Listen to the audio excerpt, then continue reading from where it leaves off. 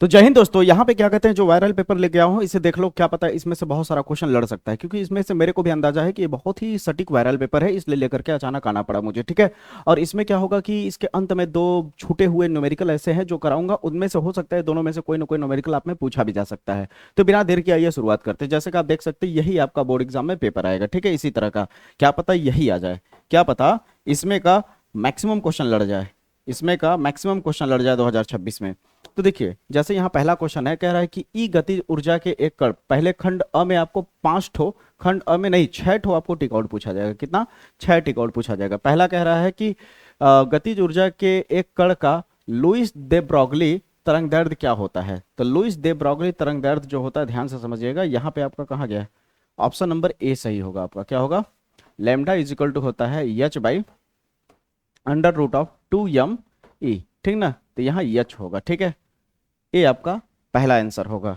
अगला प्रश्न कह रहा है, अगला प्रश्न कह रहा है कि यदि इलेक्ट्रॉन का अनुगमन वेग vd तथा वैद्युत क्षेत्र की तीव्रता E है तो निम्नलिखित में कौन सा संबंध सही है। निम्नलिखित में कौन सा संबंध सही है, ठीक ना। ए है, ए है, ए है या फिर ए है। तो मैं आपकी जानकारी के लिए बता दूं, इन दोनों में संबंध जो होता है vd डायरेक्टली प्रोपोर्शनल ई के होता है। समझाए मेरी बातें? बी डी डायरेक्टली प्रोपोर्शनल ई का होता है, यानी ऑप्शन नंबर आपका सी सही होगा।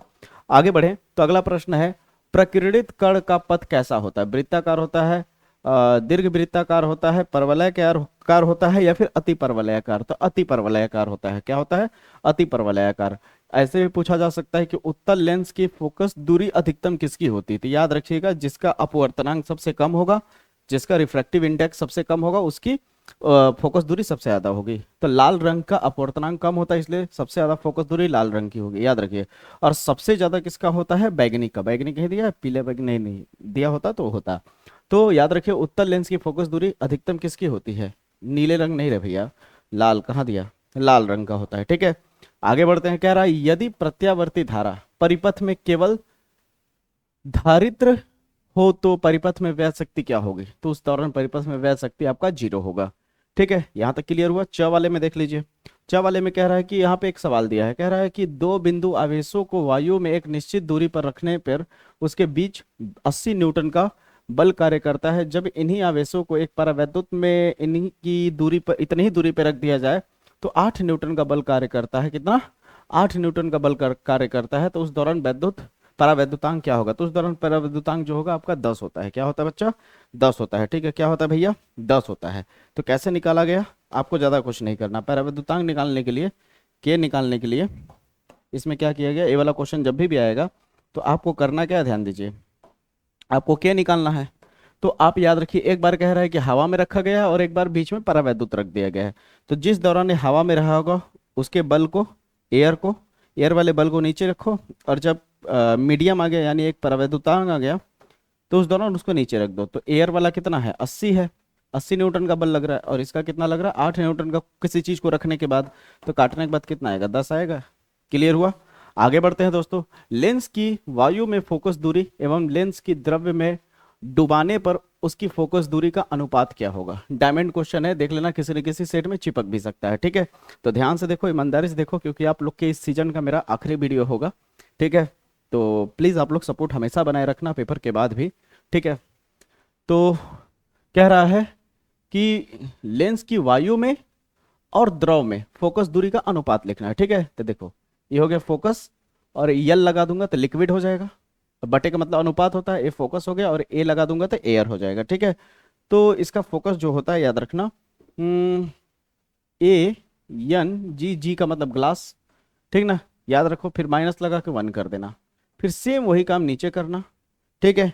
और नीचे में लिक्विड लिख करके, यानी एक बार वायु से ग्लास में गया और एक बार पानी से ग्लास में गया है, ठीक ना।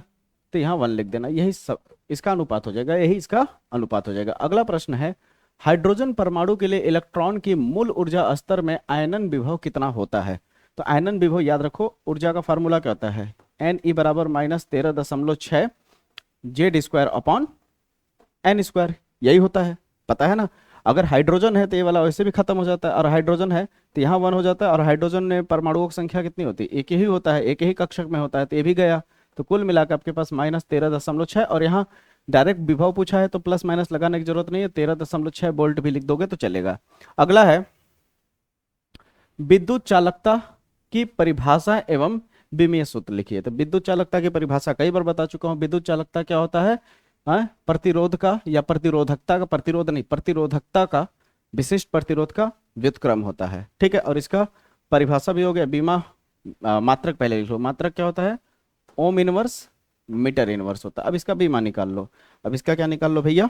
बीमा निकाल लो। तो बीमा मैं डायरेक्ट लिख दे रहा हूं क्योंकि एक बार मैं निकाल चुका हूं। तो हो जाएगा m-1 L-2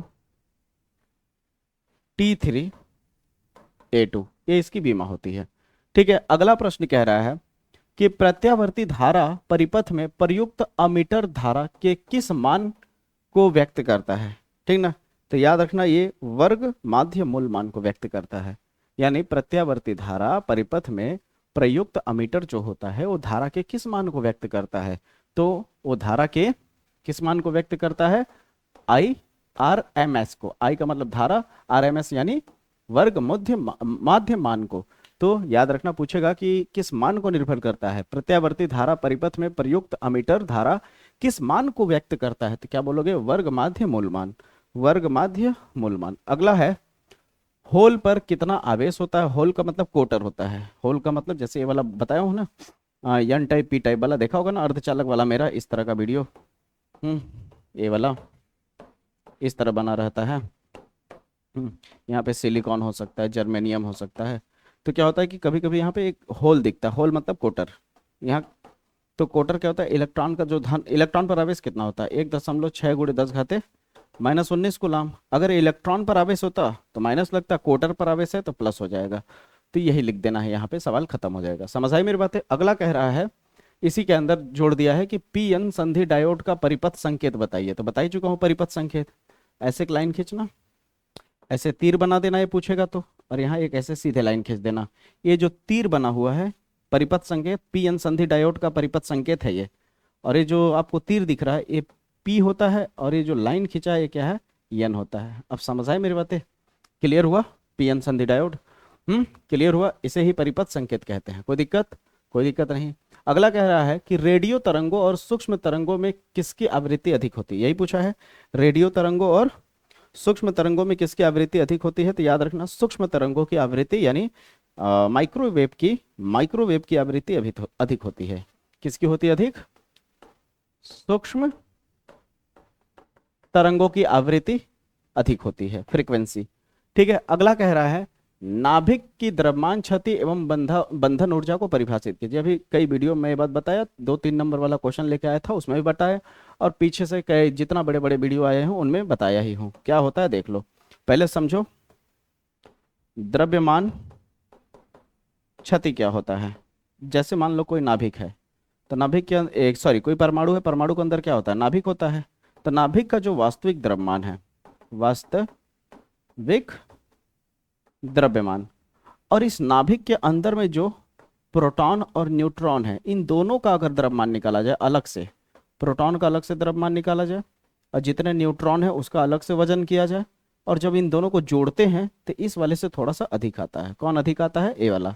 कौन अधिक आता है? ए वाला। इसका मतलब अंतर हो गया द्रव्यमानों में, है दोनों एक ही, लेकिन वास्तविक द्रव्यमान इतना है, और इनको निकाल के अलग अलग जब जोड़ते हैं द्रव्यमानों को, तो इसे प्रोटॉन और न्यूट्रॉन को जोड़ दिया जाए तो इसे न्यूक्लियॉन भी कहते हैं। ठीक ना, तो न्यूक्लियॉनों का द्रव्यमान जो होता है वास्तविक द्रव्यमान से अधिक हो जाता है। यानी ये कह सकते हो कि P प्लस का द्रव्यमान प्लस N0 का द्रव्यमान जो होता है वो अधिक होता है किससे?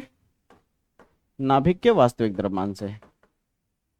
नाभिक के वास्तविक द्रव्यमान से। तो घटाने के बाद जो आंसर आता है उसे ही बोला जाता है डेल्टा एम, और डेल्टा एम ही क्या है? द्रव्यमान क्षति है। अब आपसे पूछा गया बंधन ऊर्जा क्या होता है ना। देखो, जैसे मान लो कोई भी परमाणु है, तो उस परमाणु के अंदर नाभिक होगा, नाभिक के अंदर प्रोटॉन और न्यूट्रॉन बड़ी कस के तेजी से बंधे होंगे, समझ रहे हो? तो अगर हम इन प्रोटॉन और न्यूट्रॉन को तोड़ने के लिए, इन न्यूक्लियनों को तोड़ने के लिए बाहर से हम ऊर्जा दें, न्यूक्लियनों को तोड़ने के लिए बाहर से अगर हम एक ऊर्जा दें, न्यूक्लियनों को तोड़ने के लिए बाहर से हम क्या दें?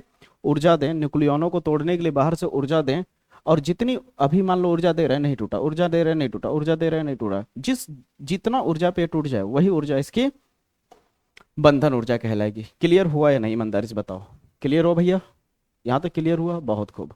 तो बंधन ऊर्जा दिमाग में रहेगा, पक्की बात है। अगला प्रश्न अगर आप ध्यान से देखो तो वही क्वेश्चन है जो मैंने अभी कल रात वाले न्यूमेरिकल में कराया, क्राउन कांच वाला, देख रहे हो ना? वही क्वेश्चन है ना, इसी सैंपल पेपर से था, तो उसको देख लेना, भेजा भी हूं मैं।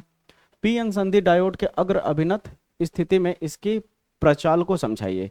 ये पक्का याद रखना, अग्र अभिनत या पश्च अभिनत पक्का पूछा जाएगा, ये सब चीजों को हल्के मत लो। अग्र अभिनत या फिर पश्च अभिनत पक्का पूछा जाएगा। समझ आए मेरी बातें? अब अग्र अभिनत क्या होता है बता ही चुका हूं मैं, बता ही चुका हूं मैं, याद है कि नहीं आपको? कि अगर इस तरह से अगर मैं बना दूं, थोड़ी देर के लिए समझाने के लिए बना रहा हूं, ठीक ना? ये मान लो क्या है, पॉजिटिव टाइप है, और ये वाला जो है नेगेटिव है, यन वाला नेगेटिव होता है। पॉजिटिव को पॉजिटिव सिरे से जोड़ दिया जाए, देखो पॉजिटिव है, पॉजिटिव वाले को पी टाइप अर्धचालक से जोड़ दिया गया, और नेगेटिव वाले को नेगेटिव वाले से जोड़ दिया गया। तो इसी वजह से क्या होता है कि इसे बोला जाता है अग्र अभिनत। अग्र अभिनत में होता क्या है कि जो अवक्षय परत होता है, ऐसे करके डायग्राम बनाया था ना मैंने, इस तरह से, यहाँ पे एक अवक्षय परत होता है, मालूम है ना? यहाँ पे क्या होता है, एक अवक्षय परत होता है, इधर कोटर होता है इस तरह से, और इधर क्या होते हैं, खूब सारे इलेक्ट्रॉन्स होते हैं इस तरह, और ये कोटर जिधर है उसे पी टाइप अर्धचालक बोला जाता है, और जिधर इलेक्ट्रॉन्स होते हैं उसे N, N for negative type, P for positive, ठीक है? तो होता क्या है कि जब आप पी को पॉजिटिव से जोड़ दो और यन को निगेटिव से जोड़ दो, तो होता क्या है भैया कि ये जो आपका रुकावट दिख रहा है एक बाउंड्री की तरह, ये बहुत पतला हो जाता है, जिसकी वजह से इधर उधर आने जाना फिर से शुरू कर देते हैं, जिसकी वजह से धारा बहना शुरू हो जाती है। समझ आया? इसे ही अग्र अभिनत कहते हैं। पश्च अभिनत में क्या होता है कि पश्च अभिनत में इधर भागने लगता है और ये इधर, और अग्र अभिनत में तो इधर इधर आते जाते रहते हैं, ठीक है? यहाँ तक क्लियर हुआ? फिर आगे कह रहा है अमीटर में संट प्रतिरोध के मान को बढ़ा देने पर, हाँ, अमीटर में संट प्रतिरोध के मान को बढ़ा देने पर उसके परास और सुग्राहिता पर क्या प्रभाव पड़ेगा, यही पूछ रहा है, ठीक है ना? उस पे क्या प्रभाव पड़ेगा, तो ध्यान से समझो। संट प्रतिरोध बढ़ाने पर अमीटर का परास तो घट जाता है, अमीटर का परास क्या हो जाता है, परास तो घट जाता है, घट जाता है, लेकिन सुग्राहिता बढ़ जाती है, याद रखना, स्क्रीनशॉट ले लो, ठीक ना? याद रखना, अमीटर में संट प्रतिरोध के मान को बढ़ा देने पर परास तो घट जाएगा, लेकिन उसकी सुग्राहिता क्या हो जाएगी, बढ़ जाएगी। उसकी सुग्राहिता क्या हो जाएगी गुरु, बढ़ जाएगी। याद रहेगा ये बात, ठीक ना? याद रहेगा ये बात? क्लियर हुआ? क्लियर हुआ? क्लियर हुआ? क्लियर हुआ? कोई दिक्कत? कोई दिक्कत? कोई दिक्कत नहीं। अब अब ध्यान से देखो, चौथे की तरफ अगर चले तो कह रहा है कि यदि कांच के पतले प्रिज्म को जल में डुबा दें, कांच के पतले प्रिज्म को जल में डुबा दे, तो सिद्ध कीजिए कि प्रिज्म द्वारा उत्पन्न न्यूनतम विचलन वायु के सापेक्ष 1/4 रह जाएगा।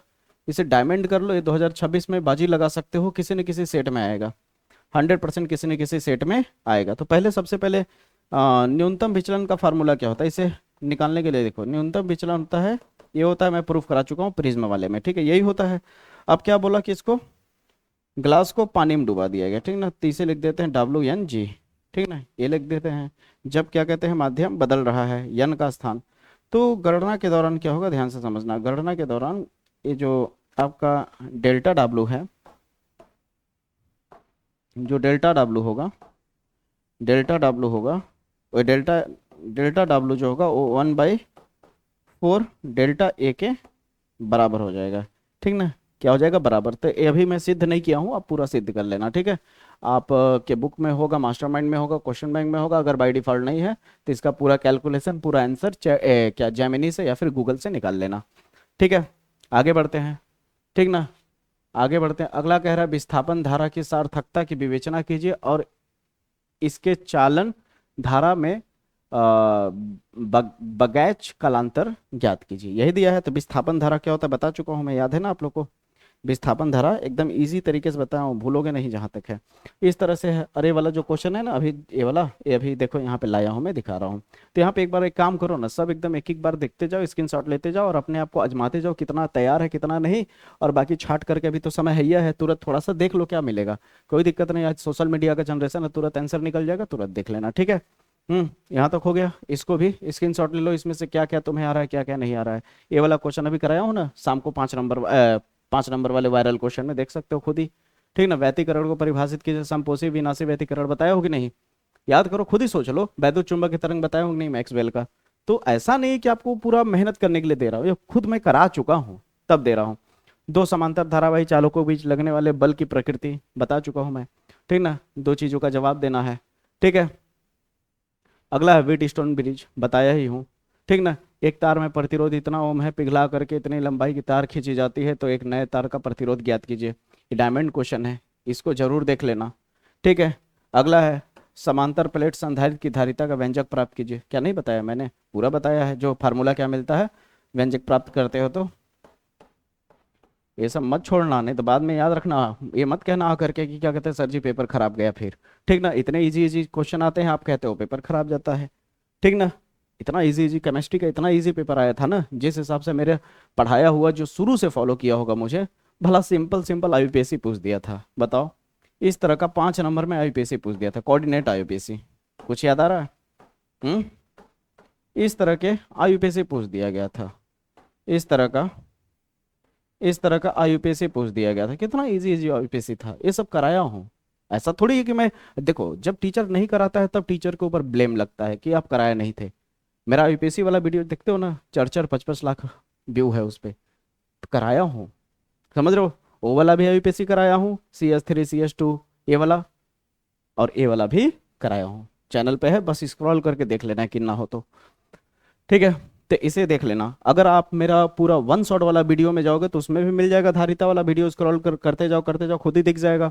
ये ना आए, ये आए चाहे ना आए, आंशिक परावैद्युतांक वाला जरूर आता है, जो दो संधारित्र के बीच में आंशिक परावैद्युतांक T दूरी पे रखा जाता है, समझ रहे हो। तो किसी कीमत पे मत छोड़ना भैया। ठीक ना, आंशिक परावैद्युतांक वाला जो फार्मूला हमें क्या मिलता है, बटे के ऊपर रहता है हमारा, रुक जाओ लिख देते हैं। C बराबर क्या होता है, अगर नहीं देखे हो तो अभी भी वक्त है, देख लो। समझ आया, एप्सिलॉन नॉट A, नीचे में क्या हो जाता है भैया, आपका होता है D माइनस टी, नहीं D+T नहीं, माइनस ही होता है शायद। फिर क्या हो जाता है यहाँ पे प्लस, प्लस रहता है, यहाँ माइनस रहता है, T/K समथिंग इस तरह से ही फार्मूला रहता है, एक बार देख लेना। ठीक है, आगे बढ़े तो बोर का क्वांटीकरण बता ही चुका हूँ, बोर का मॉडल की कमियाँ। ठीक ना, बताऊँ कि नहीं, आप खुद ही देख लो। ये वाला जो निरपेक्ष ताप T पर किसी क्षण की काइनेटिक एनर्जी कोटि इतनी है, ये वाला जरूर देख लेना थोड़ा। ठीक ना, फिर संयुक्त सूक्ष्मदर्शी बताया ही हूँ, संयुक्त सूक्ष्मदर्शी बताया ही हूँ। आवर्धन क्षमता कैसे प्राप्त किया जाता है, प्लेलिस्ट में पड़ा हुआ है। ठीक है, आगे बढ़ोगे तो अथवा में दिया है परिपथ के एक प्रत्यावर्ती वोल्टेज इतना इतना है, ये वाला भी वर्ग माध्य मूल्य निकालने वाला बताया हूँ। तो इसको जरूर देख लेना, डायमंड क्वेश्चन है, नहीं देखोगे तो तुम पछताओगे, नहीं देखोगे तुम पछताओगे। अचानक ये मॉडल पेपर लाया हूँ तो ऐसे ही हवा में तीर मारने के लिए नहीं लाया हूँ। ठीक ना, तुक्का लगाने के लिए नहीं लाया हूँ, कुछ एनालाइज करके ही लाया हूँ। अगला है चुंबकत्व, तो इसमें मैक्सिमम तुम्हें खुद ही तैयार होगा, मैंने कराया है, बस जो नहीं तैयार है उसे देख लो। ठीक है, हाँ, एक चुंबकत्व परमाणुवीय मॉडल क्या होता है, अनुचुंबकीय प्रतिचुंबकीय लौह चुंबकीय में विभेद यानी अंतर स्पष्ट कीजिए। क्या नहीं बताया हूँ, बताओ दिल पे हाथ रख करके, बताया हूँ कि नहीं। एक प्रकाश किरण का अपवर्तनांक कितना होता है, गुजरने पर न्यूनतम विचलन कोण, गुजरने पर न्यूनतम विचलन कोण होती है यदि इस किरण के लिए आपतन कोण और अपवर्तन कोण का 2 गुना है, तो प्रिज्म का कोण बताइए क्या होगा। कितना सिंपल क्वेश्चन है। ठीक है, कराया हूँ। ये मुझे पता ना क्यों ऐसा लग रहा है अंदर से, मतलब दिल में ऐसा लग रहा है कि पक्का पूछा जाएगा, अंदर अंदर ऐसा फील हो रहा है कि 100% पूछा जाएगा। तो किसी कीमत पे इसको छोड़ने की कोशिश मत करना, छोड़ोगे तो आपका नुकसान होगा, समझ रहे हो। किसी कीमत पे मत छोड़ना, किसी कीमत पे, किसी कीमत का मतलब किसी कीमत पे। अगला है अपवर्तन कोण, हाँ पी टाइप, अरे छूट गया यहाँ पे, एन टाइप है। पी टाइप और एन टाइप अर्धचालों के अभिलक्षणों की तुलना कीजिए और पी एन संधि डायोड का अर्ध तरंग दृष्टिकारी प्रक्रिया का किरण आरेख खींचिए। ये भी 100 में 100% गारंटी है कि किसी न किसी सेट में पूछा जाएगा। जितना डायमंड करो कम है, जितना डायमंड करो कम है, पक्का पूछा जाएगा। और मेरा अर्धचालक वाले वीडियो में बताया हूँ पी टाइप अर्धचालक क्या होता है, एन टाइप अर्धचालक क्या होता है और पी एन संधि डायोड क्या होता है, देख लेना। ठीक ना, वीडियो की स्पीड थोड़ी भगा लेना, समय नहीं है तो। हाँ, बात कर रहा था कि कौन सा क्वेश्चन है, देख लो। यहाँ पे एक क्वेश्चन है जो अभी आपको सैंपल पेपर में दिखा भी होगा, यही सेम था कि नहीं क्वेश्चन, देख लो। तो इसको कैसे किया गया है देख लो। कह रहा है कि प्लास्टिक की एक गोली, ये 2026 में आएगा। ठीक ना। इसके लिए मैं चैलेंज लगा सकता हूँ, 100% किसी न किसी सेट में पूछा जाएगा ये।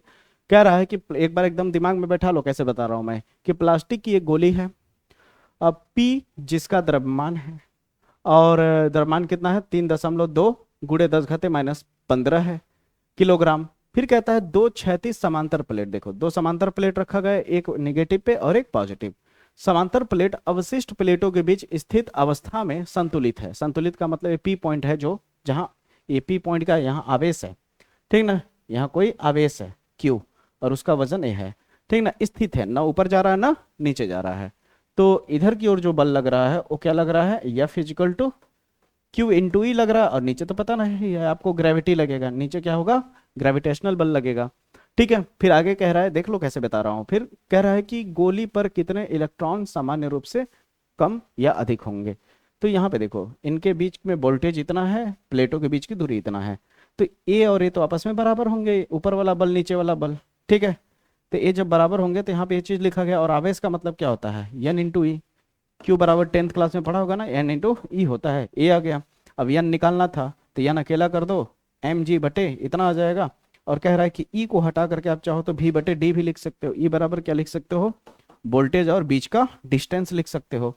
अब यहाँ पे कुल मिला के फार्मूला प्राप्त होगा इतना करने के बाद। अब वैल्यू पुटअप किया जाएगा, यम जी डी का यम कितना है, इतना, जी होता है 10, देखो जी गुरुत्व ग्रेविटी जो होता है, गुरुत्वीय त्वरण 9.8 भी लिखते हैं और कभी कभी 10 भी लिखते हैं, तो यहाँ 10 लिखा गया सुविधा के लिए। डी का दूरी आपको दिया है, प्लेट के बीच की दूरी, ठीक ना, प्लेट के बीच की दूरी ये दिया हुआ है, ठीक है। फिर नीचे कितना है, ई इलेक्ट्रॉन पर आवेश, वोल्टेज कितना है 1000, हल करने के बाद इतना आ गया। और ये वाला प्रश्न भी मैं चैलेंज लगा सकता हूँ कि 2026 में किसी न किसी सेट में पक्का पूछा जाएगा। अभी क्वेश्चन क्या कह रहा है कि दो बिंदु आवेश है, एक बिंदु पर 9 इलेक्ट्रॉन आवेश है और एक पे प्लस इलेक्ट्रॉन आवेश है, ठीक है, एक दूसरे से 16 सेंटीमीटर की दूरी पे है। यानी एक बिंदु ए मान लेते हैं और एक बिंदु ए मान लेते हैं, ठीक है। एक पे मान लेते हैं +9 इलेक्ट्रॉन और एक पे मान लेते हैं प्लस का इलेक्ट्रॉन, और यहाँ से यहाँ के बीच की जो दूरी है वो कितनी है भैया, 16 सेंटीमीटर है। यहाँ से यहाँ के बीच की दूरी कितनी है, 16 सेंटीमीटर। फिर आगे कहता है, आगे कहता है कि 16 सेंटीमीटर स्थित है, तो कह रहा है इनके बीच में एक आवेश रखा गया, और कह रहा है कि ये आवेश कहाँ रखा जाए कि संतुलित में हो जाए। संतुलित में कब होगा, जब इस आवेश पर लगने वाला बल दोनों का बराबर हो जाएगा। तो इस आवेश को मान लेते हैं थोड़ी देर के लिए, हम यहाँ रख लेते हैं, ठीक है, बीच में नहीं रखे हैं, और यहाँ से यहाँ की दूरी को हम x मान लेते हैं। तो एक पागल इंसान होगा वो भी बता देगा, अगर यहाँ x है और टोटल 16 था, इतना x माना, तो बाकी इधर वाले को दूरी को हम 16 में से x घटा देंगे तो मिलेगा कि नहीं, 16 माइनस एक्स, हाँ मतलब वही हुआ कि नहीं, देख लो इतना x है और ये 16 है, तो 16 में से x घटा देंगे तो इतना मिलेगा।